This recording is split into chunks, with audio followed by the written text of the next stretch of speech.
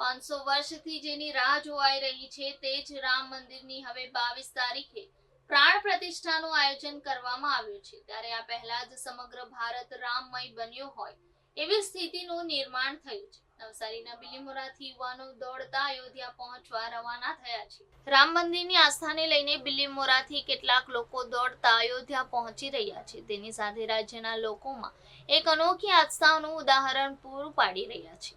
નવસારીના બિલીમોરાથી કેટલાક યુવાનો જેઓ આર્મી અને પોલીસની તૈયારીઓ કરી રહ્યા છે તેઓ 20 દિવસમાં અયોધ્યા દોડીને પહોંચવા માટે નીકળી પડ્યા છે।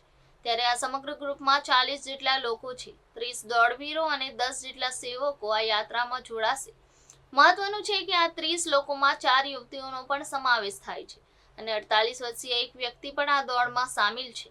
એટલે કે નાનાથી લઈને મોટા તમામ લોકો આ દોડમાં ભાગ લેશે। આ યાત્રા અયોધ્યા જવા માટે રવાના થઈ ગઈ છે। ત્યારે રસ્તામાં જ્યાં જ્યાં વિસામો આવશે ત્યાં આ તમામ દોડવીરોનું ભવ્ય સ્વાગત કરવામાં આવશે।